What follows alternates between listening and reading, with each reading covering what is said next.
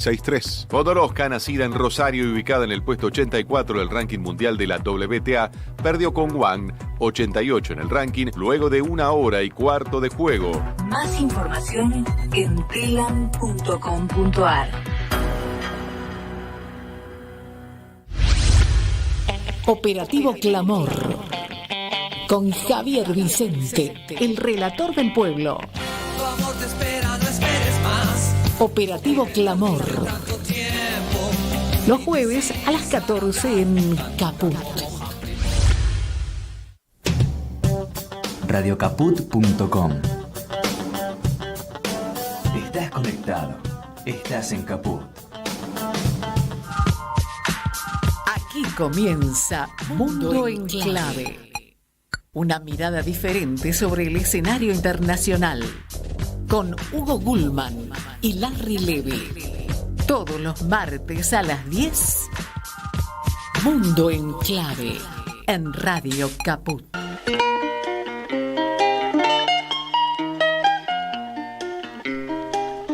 Hola, ¿cómo va? Aquí otro martes, como todos los martes, a las 10 de la mañana, en este encuentro de Mundo en Clave.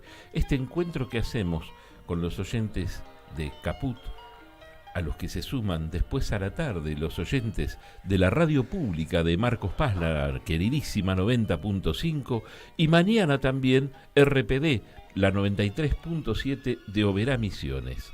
Y ahí estamos, repartiéndonos por diferentes lugares del país. Se van a ir sumando otros, siempre con Lali Grumelia en los controles y siempre con mi compañero Larry Levy al lado. ¿Cómo estás, Hugo Gulman? ¿Qué decís? Bien, aquí estamos. Te olvidaste de la radio de Azerbaiyán, te olvidaste de la radio de Armenia, de Ereván. Ajá. Bueno, tenés que nombrarlas también. Tenemos que hacer la traducción simultánea. Y hoy vamos con la música directamente, a ver si vamos con algún indicio. Va a ser difícil. Hay un juego que se llama ¿no? Indicios y está relacionado con lo que vamos a tratar hoy. Dale, vamos entonces.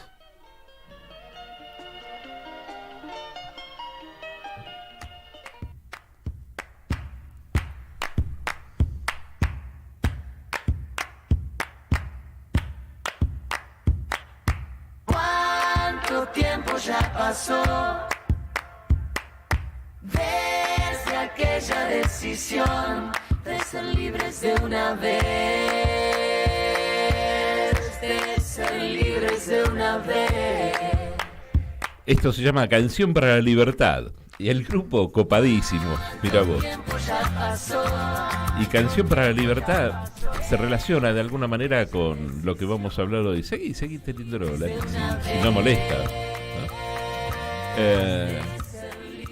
Va a ser un programa intenso, de mucha conversación, con un invitado al que enseguidita nomás vamos a presentar. Es un gustazo tenerlo. Tantos cafés hemos compartido, tantos encuentros. Pero vamos a hacer la introducción con Larry, como siempre, que es lo que de alguna manera nos va a dar la pauta de a qué le dedicamos. Pero hablaba la canción de la libertad, ¿no? Cuando hablamos de geopolítica, definimos territorios, desarrollamos teorías económicas, describimos pueblos, detallamos sistemas, señalamos políticas y un sinfín de temas que hacen a la evolución de las relaciones entre los estados.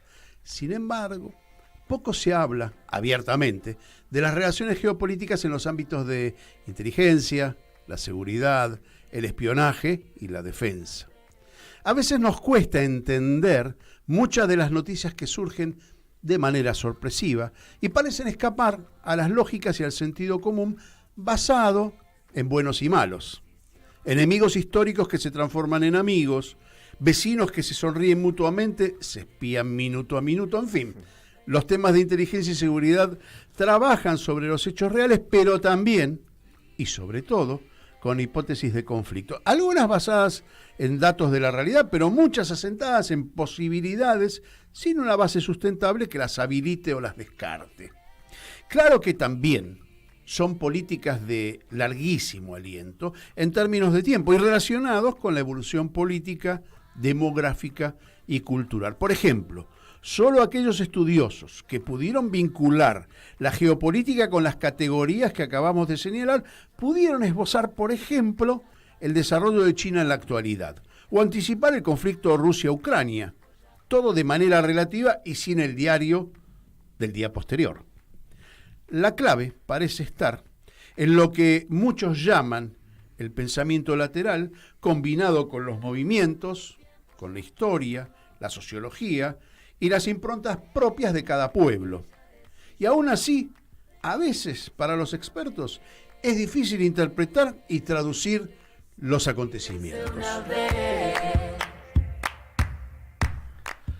Bien, ahí estaba la introducción de Larry y me engancho de alguna parte de la introducción para hacer la presentación de nuestro compañero, porque en algún momento planteabas que a veces cuesta entender muchas de las noticias, ¿no? Porque van surgiendo de manera sorpresiva y parecen escapar a las lógicas y al sentido común, decías, ¿no?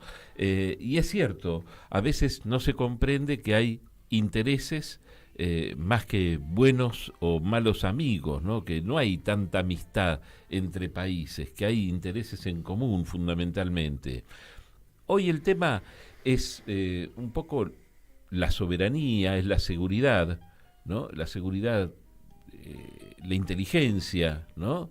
Y por eso invitamos, y está con nosotros Maximiliano Borches, que es periodista, licenciado en comunicación social, especializado en geopolítica, justamente en seguridad y en inteligencia. Maxi, qué gustazo tenerte acá. Bueno, buenos días, Hugo, Larry. Muchas gracias a ustedes por la invitación. Realmente yo estoy muy contento de estar acá, así que muchas gracias. Nosotros estamos contentos que vos estés acá para despejar alguna de estas dudas, ¿no? Como decía Hugo. Y podríamos tener como disparador un poco lo que decía Larry, o lo que vos quieras, ¿no? Comentar de todo esto. Sí, bueno, vos recién decías algo que me parece que es clave, Hugo, que vos hablabas entre la amistad y los intereses, ¿no? Hablando de geopolítica y hablando de las relaciones internacionales. Hay que partir, creo, siempre de la premisa de que las relaciones internacionales no se basan nunca por amistad. Los países no son amigos, los países tienen intereses en común, las regiones tienen intereses en común. Sería fantástico que haya amistades porque eso sería como humanizar, si se quiere, una relación regional, una relación estratégica, pero acá hay intereses, ¿no? Entonces, claramente, se parte siempre de la idea de que toda relación internacional, toda acción geopolítica, todo desarrollo estratégico en términos geopolíticos, surge de la idea de, bueno, ¿qué objetivo en común tenemos si es que hay aliados? ¿O qué objetivo nacional surge en caso de un conflicto X, digamos, ¿no? Es difícil cuando en un país, y estaba pensando en un ejemplo, estaba pensando Mercosur-Uruguay, por ejemplo, ¿no? Cuando de golpe hay alguna cuestión de interés regional conjunto, pero a la vez algún interés de un país determinado que hace cortocircuito con el resto, ¿no? Sí, ahí la diferencia básica, y por suerte uno puede decir esto con total tranquilidad, ¿no? Es que en nuestra región, en América Latina, en nuestra Sudamérica, en la patria grande, como alguna vez, digamos, se pensó también desde el siglo XIX en adelante, no hay hipótesis de conflicto. Con lo cual, una diferencia económica con un país hermano es una diferencia económica con un país hermano, pero no es una hipótesis de conflicto, como tiene, por ejemplo, Europa, claramente, sí. África, Asia, ¿no? Bueno, en Oceanía también, si vemos lo que sucede con esta relación nueva, digamos, el AUKUS, ¿no? Lo que es Australia, Estados Unidos y el Reino Unido, el nuevo conflicto en Taiwán, el nuevo conflicto con China, digamos, el mar de la China. Ya que hiciste la mención del AUKUS, es interesante porque más allá de las distancias y los conflictos, hay una cuestión que es de esencia cultural, porque son países primero de habla inglesa, ¿no? Pero aparte hay un nexo cultural muy fuerte que va más allá de los intereses formales, ¿no? O de los costos logísticos de entablar una relación entre tres países distantes, ¿no? La madre patria, en ese caso Inglaterra, forma una cosa rara, ¿no? En eso, ¿no? Pero vos sabés que cuando Hugo decía amigos, enemigos, etcétera, esa lógica, se me vino a la cabeza, lo primero que se me vino a la cabeza es Irán-Estados Unidos. Hace 2 días hubo un intercambio de prisioneros y hay conversaciones ya entabladas cuando Irán era el enemigo number one, públicamente hablando, por supuesto, ¿no? Claro. ¿Cómo se analizan eso? Si vos hablas de intereses, ¿cuáles son los intereses fundamentales que se ponen en juego en una relación internacional? Claro. Bueno, en principio ese cambio que hubo con Irán fue por 6.000 millones de dólares, ¿no? O sea, Estados Unidos destrabó 6.000 millones de dólares que había en bancos occidentales que eran de Irán. Lo destrabó a cambio de, creo que fue una 20, no, fueron 5 por 5. Así se llamó, 5 por 5. 5 por 5, claro, exactamente. A ver, las relaciones internacionales tienen amistades o no amistades, o relaciones o no relaciones, hasta el punto de conveniencia. O sea, todo surge y termina en función de a qué interés estratégico pertenezca. El caso de Irán, me parece que este último encuentro o este acercamiento cada vez más fuerte que tiene con China, que tiene con Rusia, fundamentalmente Irán, el haber ingresado a los BRICS, como nosotros también, que eso no solamente lo posiciona económicamente, hablamos de Irán, que Irán es riquísimo en petróleo, que es riquísimo en minerales, que es riquísimo en gas, que tiene, digamos, una salida estratégica y un control sobre el estrecho de Hormuz, que por ahí pasa el 45% de la exportación mundial de petróleo, o sea, con lo cual no es menor. Ustedes fíjense que cada 2 por 3, cuando hay un conflicto con Estados Unidos o con Arabia Saudita, que ahora están con mejores relaciones, la flota va al estrecho de cortan el estrecho de Hormuz los iraníes. Sí. Y va la sexta flota, la séptima flota. Y en el medio de todo eso, lo que se disparó fue el precio del petróleo. Porque en definitiva... Bueno, ahí tenemos una cuestión interesante, ¿no? Es decir, que estamos hablando de lo que motiva a tener relaciones o no.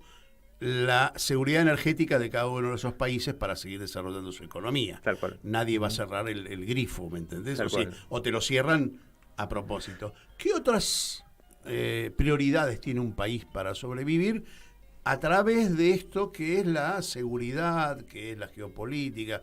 Una es la soberanía energética, algo que para nosotros es muy actual, ¿no? Los alimentos. Y ahí está la otra, ¿no? Los alimentos, sí. Y uno también parte de la idea teórica de que no existe, digamos, un Estado organizado sin Fuerzas Armadas, ¿no? Eso teóricamente se cumple en la Argentina y se cumple en cualquier parte del mundo, digamos. Esta es la necesidad de las Fuerzas Armadas. O sea, nosotros tenemos políticamente, por supuesto, una relación por demás traumática con las Fuerzas Armadas, y no solamente del 76 en adelante, sino del 55 en adelante. Sí. Se bombardeó la Plaza de Mayo, se fue la aviación naval, los fusilamientos de José León Suárez por parte del ejército argentino a militantes peronistas, digamos, y de ahí en adelante una relación trágica y traumática.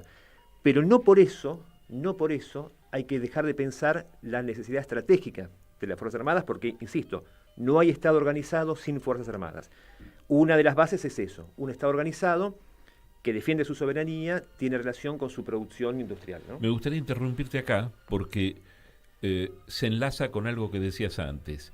Si no tenemos hipótesis de conflicto, ¿por qué la necesidad de las Fuerzas Armadas? Bueno, en principio por 2 motivos claves. Primero, porque la defensa natural de la soberanía del territorio nacional, y acá quiero ser muy claro con esto y quiero repetir este concepto varias veces inclusive, ¿no? Cuando hablamos de Argentina, no hablamos solamente de Argentina o esa Argentina simbólica que uno tiene en la cabeza, de Ushuaia a La Quiaca, ¿no? Sino que la Argentina es un país bicontinental. La Argentina tiene una enorme parte, casi su casi totalidad en el territorio, lo que es el fin de la América del Sur, o el comienzo de la América del Sur, según como definamos norte y sur. Claro. Y el sur está arriba. El sur está arriba. Claro. Entonces, bueno, en el comienzo de América estamos nosotros y una presencia fuerte en la Antártida. Claro. En la Antártida y en las islas del Atlántico Sur. Si bien la Argentina, y por suerte, no tiene hipótesis de conflictos con países hermanos, sí tenemos una hipótesis de conflicto permanente nosotros, que es la ocupación colonial, militar e ilegal de la base de la OTAN con la bandera británica en nuestras Islas Malvinas. Claro. Entonces, hay un segmento, una parte del territorio nacional, que son las Islas Malvinas, las Georgias y las Sandwich del Sur, que están ocupadas militarmente y colonialmente por una potencia extranjera, que no es cualquier potencia extranjera, sino que es la OTAN.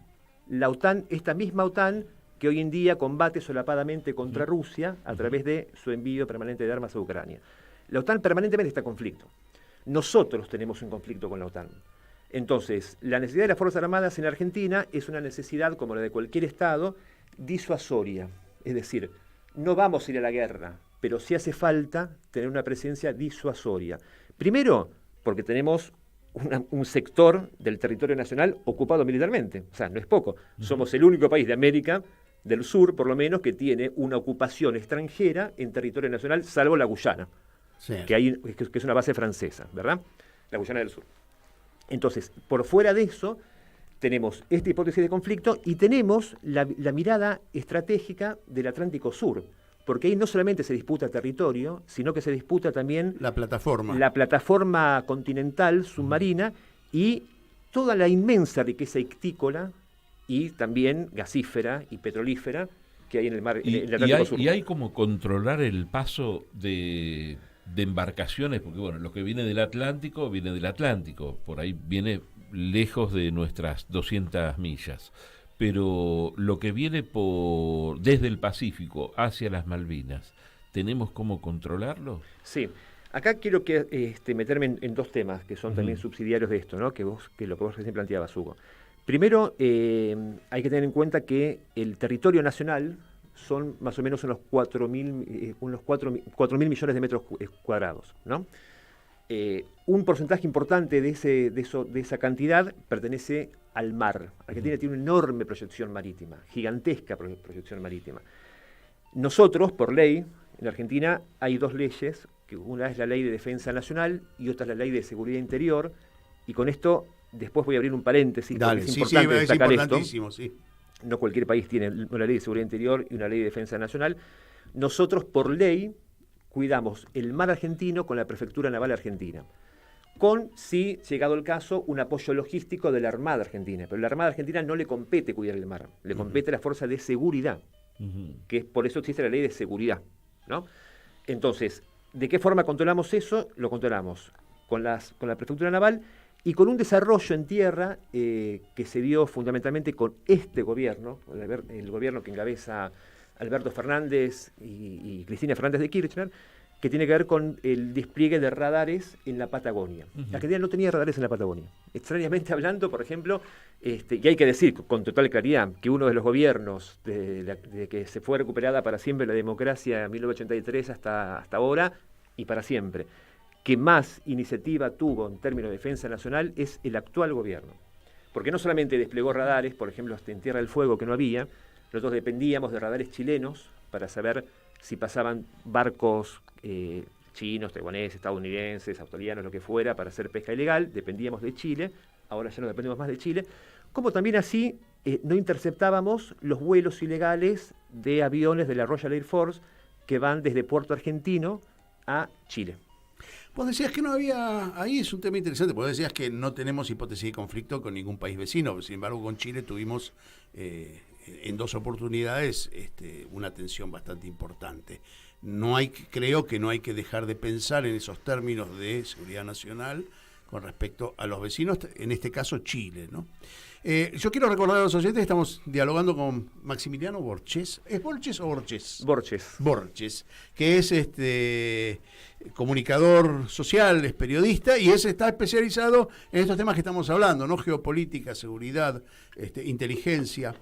¿Cuáles son, a tu criterio y en forma general, los criterios para levantar la inteligencia de un país, de una región, los intereses comunes que hacen de la inteligencia una disciplina que contribuye al desarrollo de un país? Bueno, dos, dinero y política.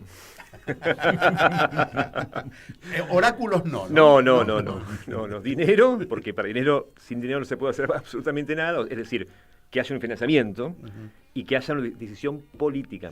Claro, ¿sabes por qué te hago la pregunta? Porque en algún momento entre amigos hemos discutido este tema de la inteligencia, y inteligencia no es espiar, ¿no? Sino es poder establecer o poder adelantarse a los hechos que puedan ocurrir, que puedan tener influencia en tu propio desarrollo, ¿no? Si por ejemplo existe un sudeste asiático que hace 20 años se viene desarrollando, bueno es poner el ojo ahí a ver qué podemos hacer con esa zona, con ese grupo de países que está un poquito más desarrollado que nosotros tecnológicamente y que a lo mejor, o es el caso de los BRICS, ¿no? Es decir, ir bregando. A eso me refiero con inteligencia, saber anticipar los hechos, ¿no?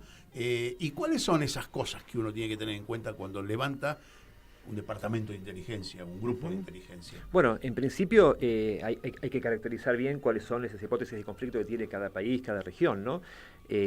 ¿Dónde está el enemigo? ¿En qué posición está ubicado? ¿Cuáles son los elementos en juego? Si hay un territorio en juego, si hay recursos naturales en juego. Dentro de esos recursos naturales, ¿qué tipo de recursos naturales? Que no son todos los mismos.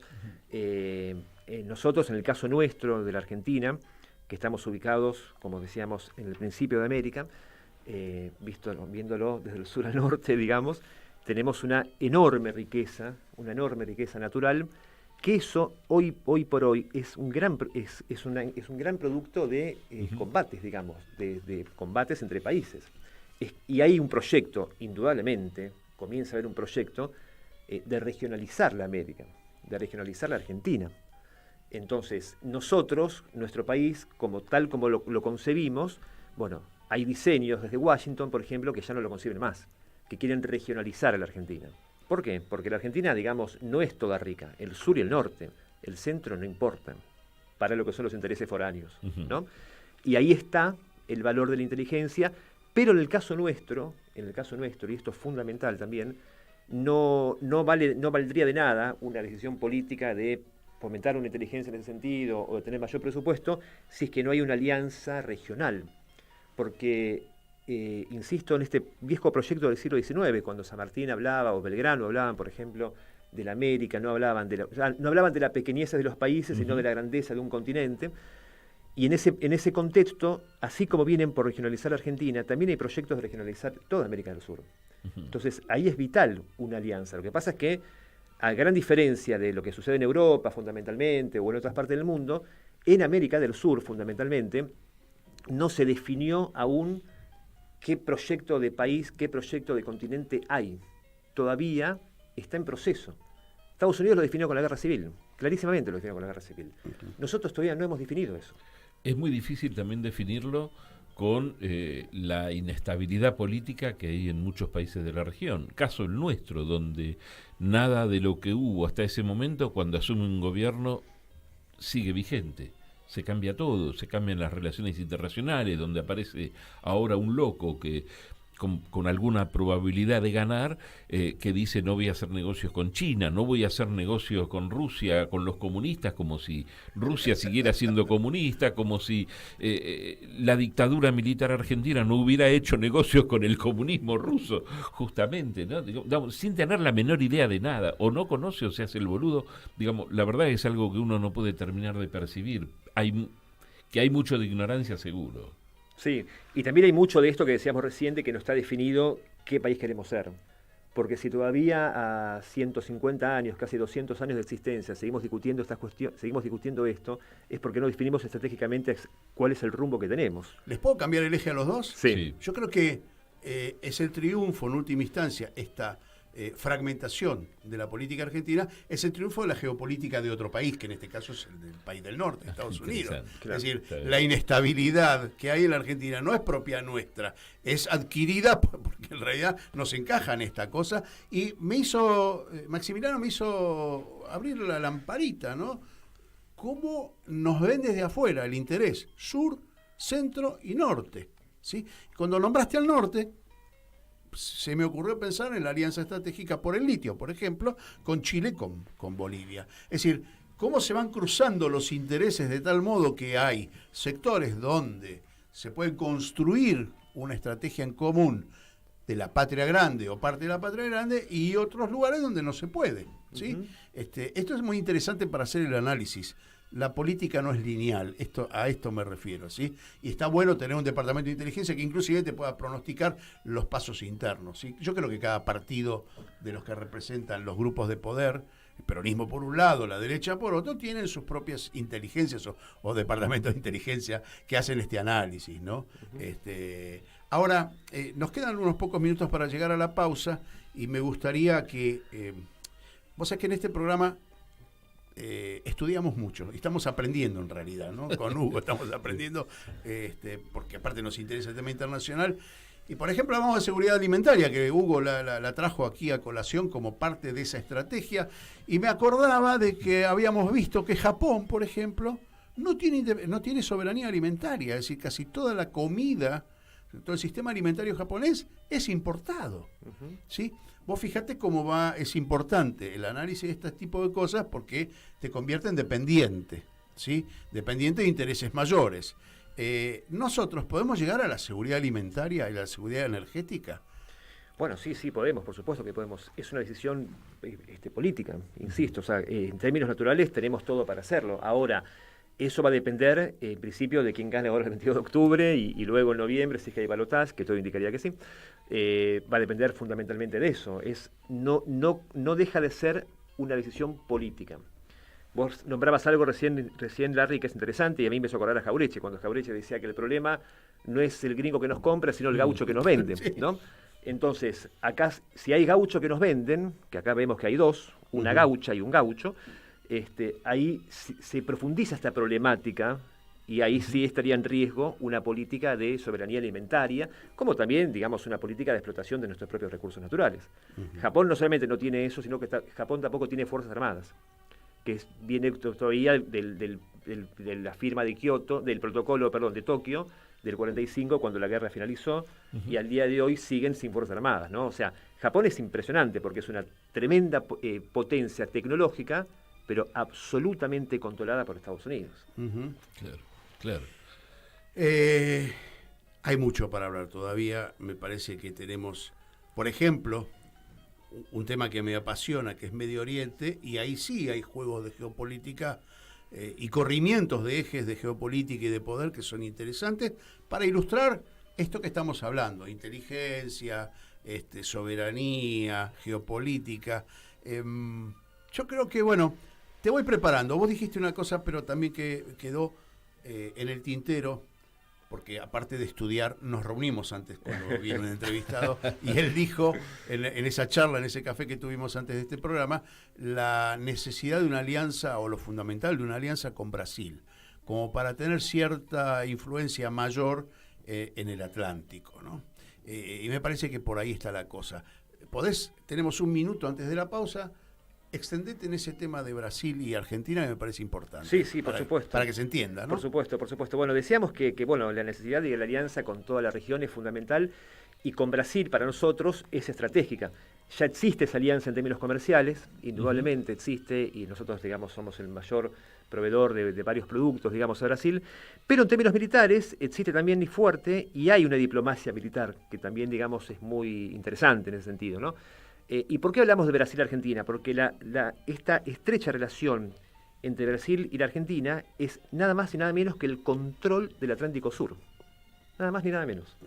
Entonces, si queremos ser una región soberana, independiente, y que apueste a tener una presencia en el escenario global, bueno, a nosotros nos toca, de alguna manera, digamos, tener un control fuerte sobre el Atlántico Sur. Con Brasil se logra eso, ¿no? Y quiero nombrar una cosita chiquitita, que este año, por ejemplo, se hizo un ejercicio combinado llamado Arandú con Brasil, que se hizo acá en la provincia de Corrientes, en el cual hubo más de 1000 efectivos entre brasileros y argentinos, y eso marca a las claras esta estrecha relación que tenemos en términos también, digamos, estratégicos y de defensa y militares con nuestro hermano país de Brasil, ¿no?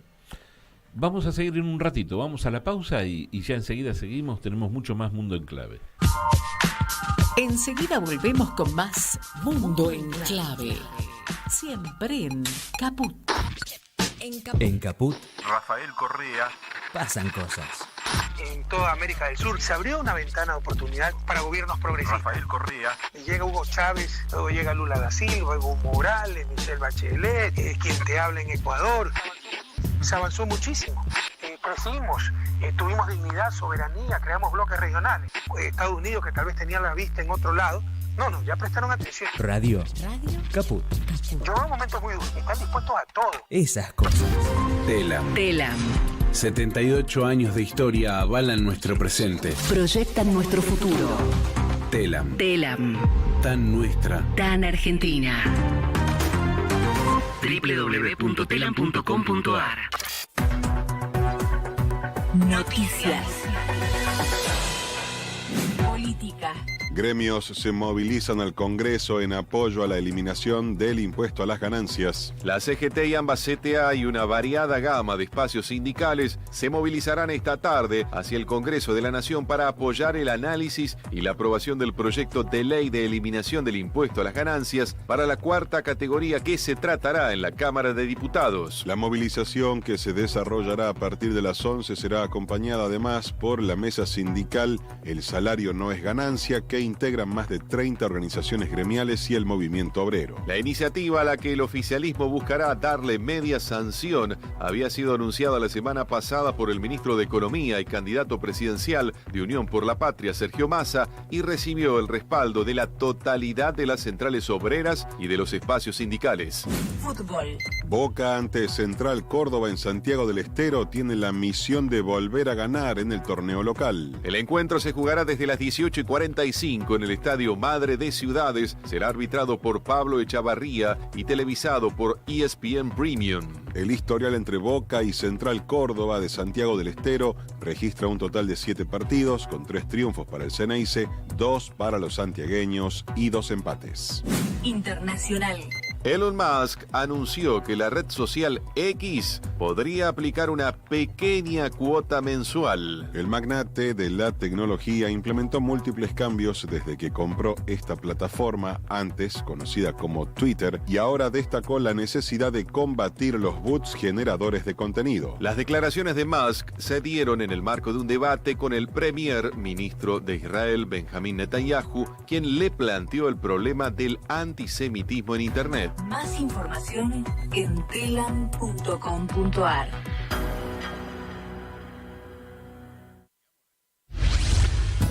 Al amigo todo.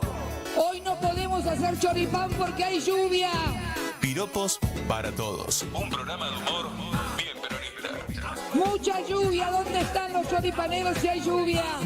Se te apaga la parrilla, hermano. Piropos para todos. Hagamos grande el peronismo otra vez.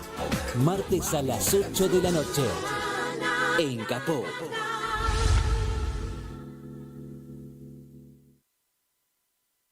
Cinco, 4, 3, 2, 1. ¿No quieren? Mate. Bueno, a ver. Ok. Sí. Esa, ¿no? Sí. Ahí sí puede ser. Radio Caput. Radio Caput. Radio Caput. Esto es Radio Caput. Buenas noches, muchas gracias. Seguimos con otra vuelta al mundo en clave. Aquí en la mañana de Radio Caput.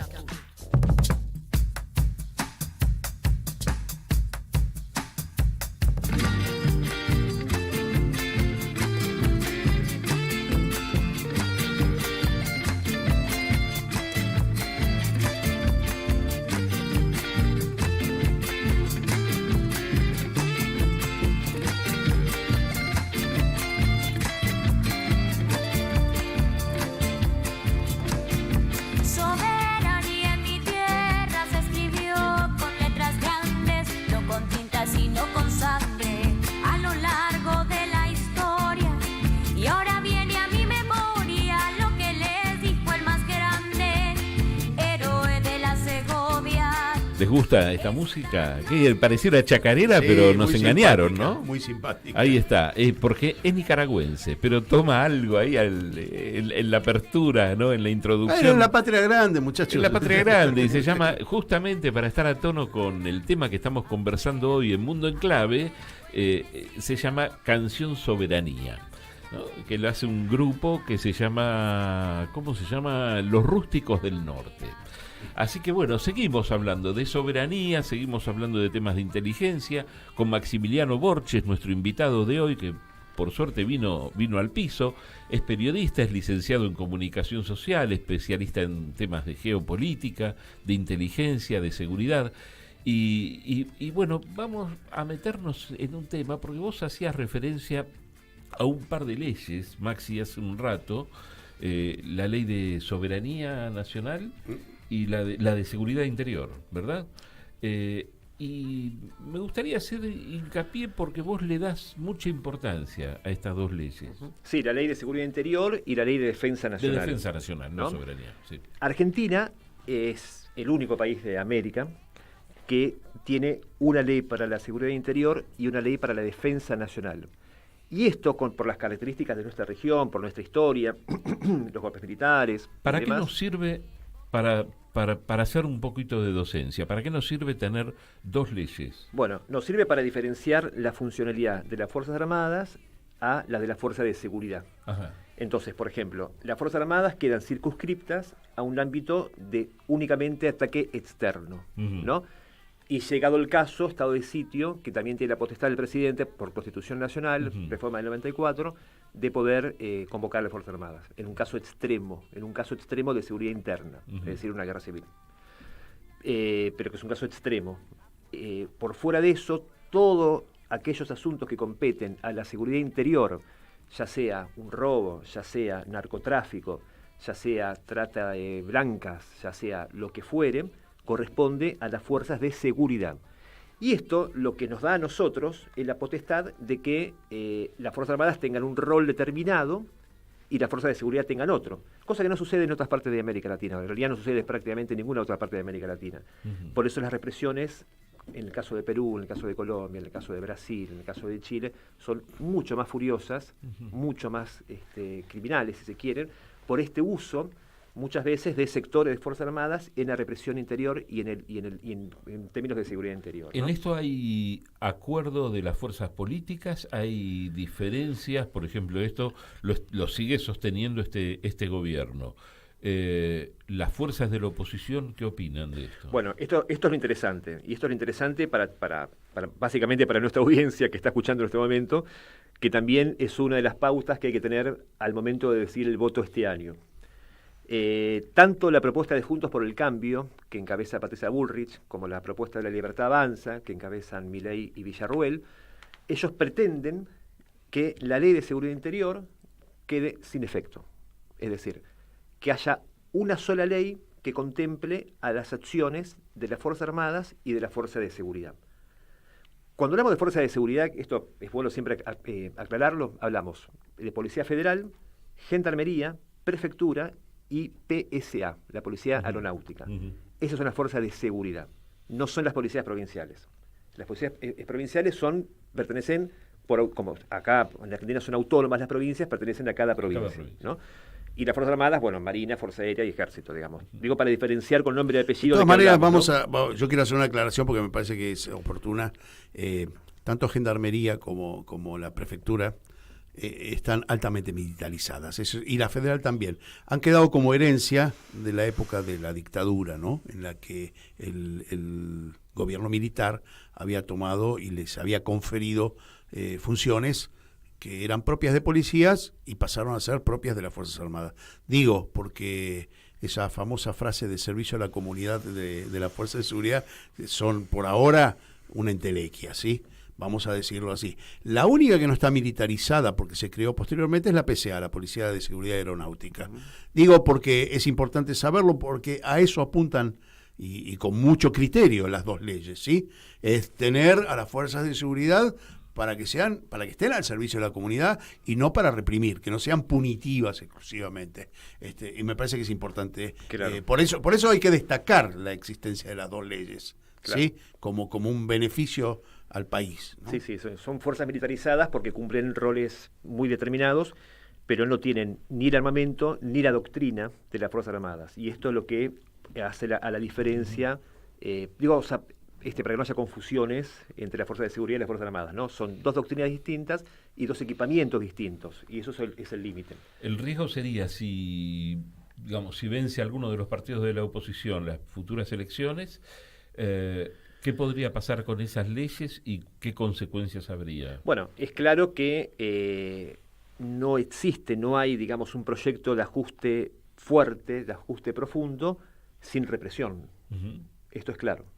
Entonces, no es casual que Juntos por el Cambio, no es casual que La Libertad Avanza planteen que estas dos leyes tienen que ser tienen que conjugarse en una para habilitar en un futuro X, si no sería hacer futurología, pero para, digamos, habilitar el funcionamiento de Fuerzas Armadas en casos de seguridad interior, que eso es lo que la Argentina, desde el año 1988, que es cuando se creó la Ley de Defensa Nacional, no sucede, ¿verdad? Esto es una de las grandes victorias de la democracia de los últimos 40 años, o de los 40 años de democracia para siempre, es la Ley de Defensa Nacional de Alfonsín, que quizás fue una de las mejores leyes que promocionó ese gobierno, y que hoy en día se pone en cuestión, pero en función de un proyecto político, de Juntos por el Cambio, de un proyecto político de la Libertad Avanza, que se disputa en el mismo sector ideológico, el mismo sector de la sociedad,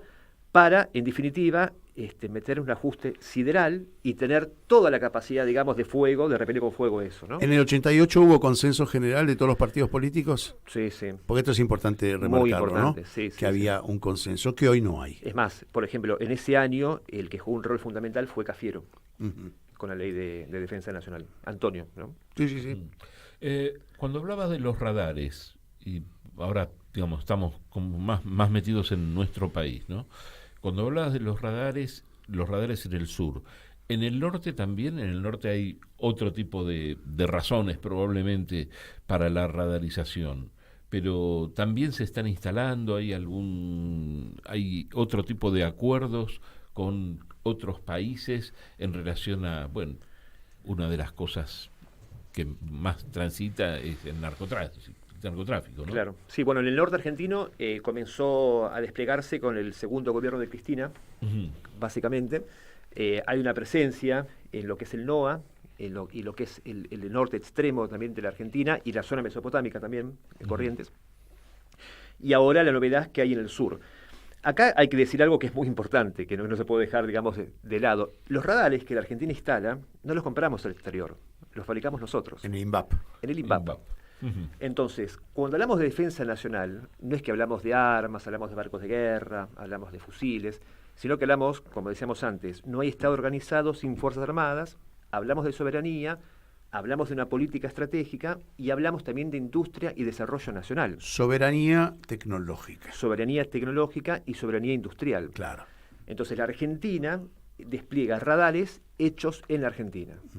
Ahora, por ejemplo, que esto es una gran novedad, Argentina hacía 30 años que no construía o que no ponía en funcionamiento nuevos cuarteles militares, que tiene que ver con lo disuasorio, insisto.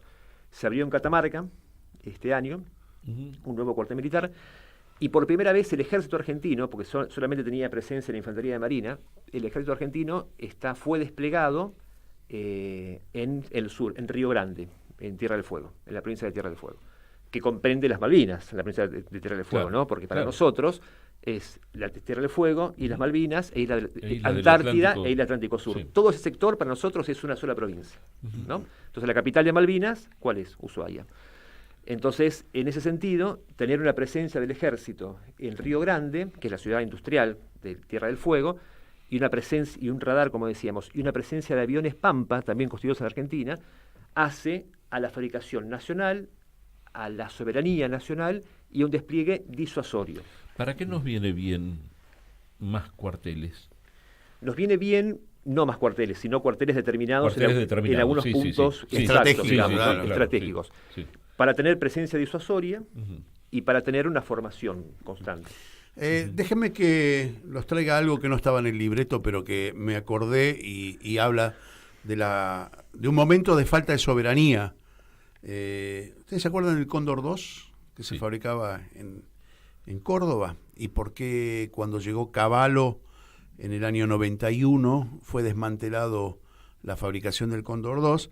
Fue por pedido de Inglaterra, ¿sí? También de Israel en menor escala la presión, pero por temor a que llegue la tecnología a países árabes, que había cierta permeabilidad, pero básicamente porque el Cóndor 2 tenía un alcance estratégico para nosotros a las Malvinas.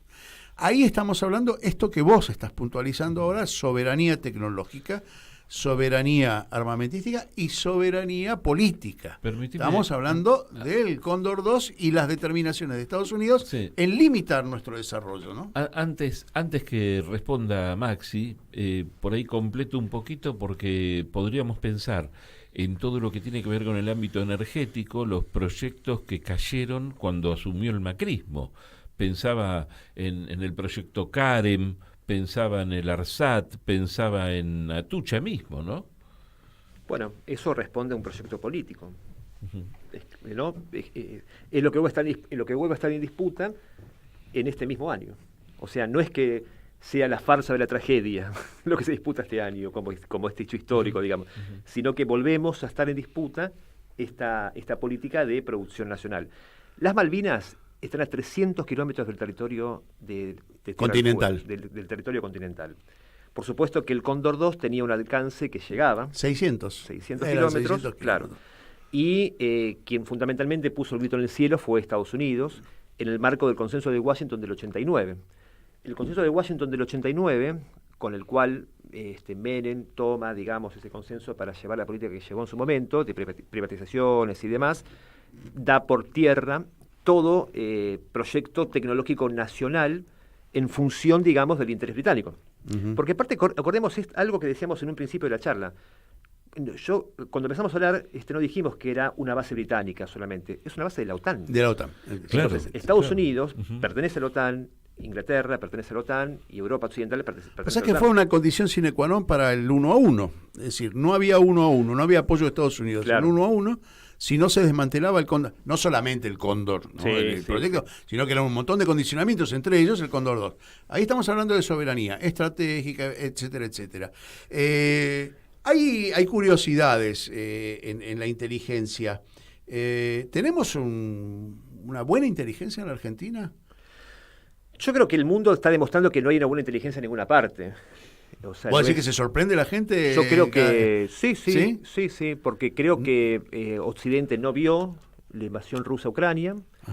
Creo que Inglaterra no vio muchas, digamos, situaciones que tuvieron que ver no solamente con el continente europeo, no vio el Brexit, por ejemplo, en su momento. Interesante eso. Claro, entonces me parece que hay un montón de... Me parece, digamos, que una vez finalizada la Guerra Fría, hay como un gran vacío en este sentido, ¿no? Israel, por ejemplo, que tenía una inteligencia histórica, épica, hablamos de Eli Cohen, hablamos, digamos, de situaciones que eran impresionantes. Bueno, no es eso, no es eso.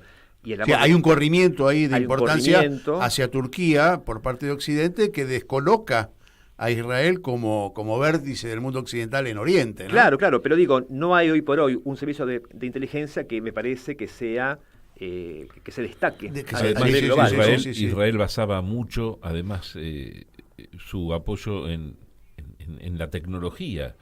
Y los otros países también han ido avanzando bastante y han ido copiando cosas que veían de Israel mismo. Claro, ¿no? pero ahí tocando el tema, y no específicamente Israel, porque no es el objetivo de este programa, pero por ejemplo, cuando Israel bombardea en Siria, en lugares donde hay presencia rusa también, Rusia lo reta a Israel, pero hasta ahí sí lo permite también. Hay un doble juego en la política internacional y que refuerza lo que vos dijiste, no hay amigos ni enemigos, hay intereses, ¿sí? Es muy interesante porque también lo dijimos en el descanso, ¿no? En la pausa, la cuestión de Afganistán, que de golpe echaron a los rusos que habían invadido, después echaron a los norteamericanos. Es decir, todas estas cosas tienen apoyos internacionales importantes, no son decisiones de un país contra otro, hay todo un bloque, ¿no? Hoy se está desarmando de alguna manera la OTAN, no lo estamos viendo de manera patente, pero Alemania ya tiene una resistencia a la cuestión de Ucrania, en Finlandia también hubo expresiones de decir, bueno, hay que llegar a un acuerdo con los rusos, parecería Francia tiene problemas con sus colonias, ¿no? Es decir, hay todo como una cosa revuelta que, como vos decís, no se pudo planificar, claro, quizás, ¿no? Y parecería ser, digamos, que por el caso de la OTAN, Ucrania es como una especie como de Guaidó. ¿Se acuerdan de Guaidó? Claro, muy bien. El presidente que no fue. Muy buena comparación. Y Rusia porque le salió mal. Claro. Yo no creo que la OTAN se esté desarmando. Sí creo que se equivocaron. Claro. Y ahí fallan los servicios de inteligencia. Claro. Por eso digo que no es una cuestión de Argentina, sino es una cuestión global. Recién vos, Larry, con lo que decías, me hiciste acordar una cosa que a mí me resultó muy simpática. En el 73, Perón dio una charla sobre defensa nacional en la CGT. Y entonces, 73. López, ¿no? O sea, ya presidente nuevamente y demás, y Perón decía, bueno, cuando Estados Unidos invadió Vietnam, lo hizo con la decisión de Washington y el apoyo de Moscú. Y cuando la Unión Soviética invadió Afganistán, que fue en los años 70, lo invadió con la decisión de Moscú y el apoyo de Washington. También esto como para entender lo que es la política internacional. Claro. O sea, sí. No es una cuestión lineal. Las como bombas, juego de ajedrez. Hago una movida para ver 3 movidas adelante. Y el teléfono rojo sigue funcionando. Sí, claro, sin ninguna duda, por supuesto. Tal cual. Por supuesto. Bueno, ¿cómo se hace entonces para diseñar?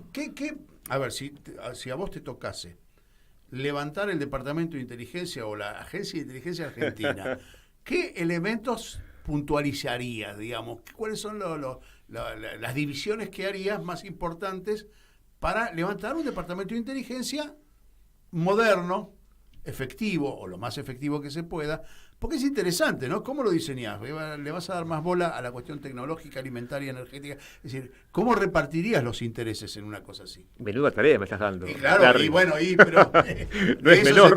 De eso se trata. Claro. No te la doy a vos, se la doy a nuestros dirigentes políticos. Claro, así, por supuesto. Mirá, yo creo que insisto, tomando las características de la historia de nuestra región, tiene que sí o sí ser una decisión política continental. O sea, la Argentina no es una isla. La Argentina, o sea, no tiene que tener una presencia de inteligencia única, sino sí combinada con países hermanos, porque acá lo que está en juego no son los recursos naturales de la Argentina, son los recursos naturales de la región. En este proyecto de regionalización que hablábamos antes, para la Argentina puntualmente y para la América del Sur en general, bueno, ahí hay algo que venimos trayendo del siglo XIX. Esta lucha entre federales unitarios no se terminó. Por eso hoy en día tenemos 2 proyectos de países tan completamente disímiles en una elección. Y eso sucede porque no hay política de Estado. En Estados Unidos, en Israel, en Europa, hay 2 partidos, por lo general, que tienen diferencias con cuestiones quizás más estéticas en alguna de ellas, pero los proyectos de fondo son los mismos. Por eso también avanzan. Acá ni nosotros, ni la región, tiene todavía saldado una disputa interna que viene del siglo XIX, que insisto, no fue saldada, porque cuando el último federal, que fue Chacho Peñalosa, o Felipe Varela, mejor dicho, digamos, cuando lo matan en Catamarca, que se va a Chile a morir, en plena guerra del Paraguay, ahí Sarmiento es presidente, después viene Avellaneda, después viene Roca, y hay un proyecto unitario que dura hasta el 4 de junio de 1946, que es cuando asume la primera presidencia de Juan Domingo Perón. Entonces, ese Perón que viene a resignificar el siglo XIX a esa movida federal. Y en esto estamos. Y estamos en 2023 y disputando prácticamente lo mismo. Entonces, hasta que no se resuelva de fondo qué proyecto hay y qué integración hay a partir de un proyecto, es muy difícil hablar de inteligencia por las características, digamos, de nuestra región, porque tiene que ser global esa inteligencia, global, regional, digo, ¿no? Y reflotar estos viejos proyectos de, bueno, ahora hablamos de BRICS, que es fantástico de BRICS, pero los nuevos mercados emergentes, el mirar el país desde el sur, la relación sur-sur.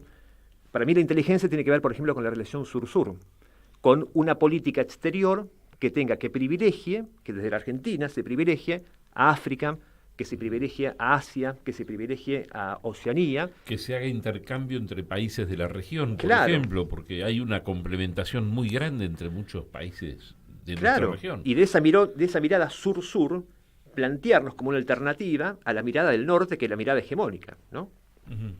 Sí, pensaba en la riqueza y tantas veces en este programa hemos dedicado a países africanos, por ejemplo, o a países que la están pasando muy mal y que cuando uno empieza a indagar y a meterse en la riqueza natural que tiene, es descomunal. Pero bueno, lo estamos viendo con lo que está pasando en Níger o en otros países africanos, ¿no? Que están llenos de riqueza, tienen para autoabastecerse, para vivir muy bien y sin embargo están sometidos, ¿no? Sí, bueno, Larry recién decía con mucho criterio que los golpes de Estado, o quizás los mal llamados golpes de Estado que se están dando en algunos de estos países, tiene que ver con el golpe definitivo, sacarse al colonialismo francés.